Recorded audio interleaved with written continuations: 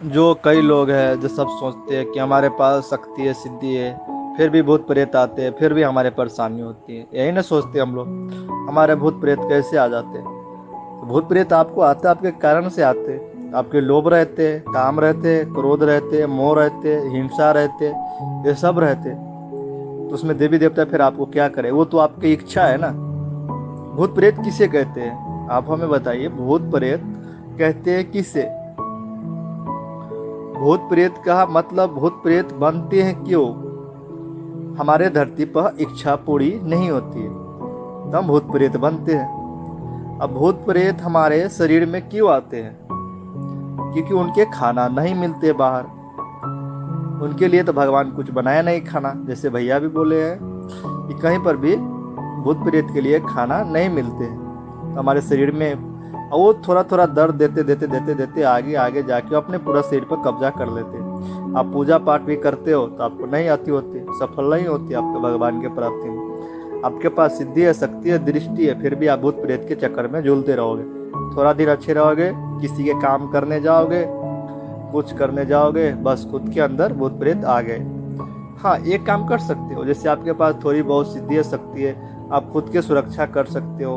आप किसी का भला करना हो, किसी का सर दर्द हो रहा है तो वो ठीक कर दो, उनसे पैसे उससे मत लो तो अच्छी बात है। लेकिन आप सिद्धि शक्ति लेकर पैसे में चले गए लो।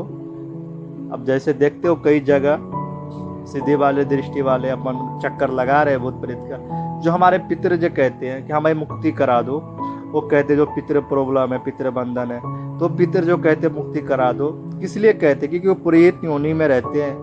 वो चाहते, वो क्या करे, प्रेत योनि में रहते, वो खुद परेशान रहते हैं। इसीलिए जो कहते पितर दोष है, इनको परेशानी, तो खुद इसीलिए हमें परेशानी परेशानी करती है पितर कि हमारी ये मुक्ति करा दे। क्योंकि प्रेत योनि में रहते हैं तो उनको भी तो परेशानी होती है ना।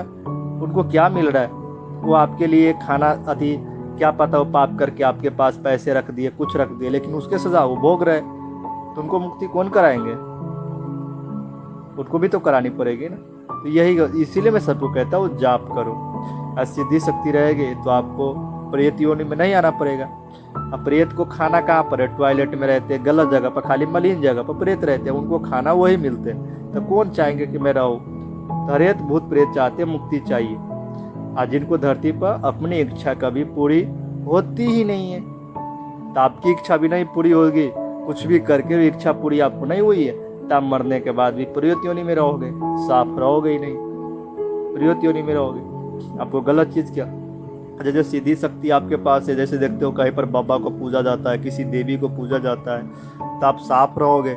आपके खुद के बाल बच्चे कोई मिठाई के भोग प्रसाद देंगे तो आप वो खा पाओगे, क्योंकि आपके शरीर साफ रहेंगे, मलिन नहीं रहेंगे।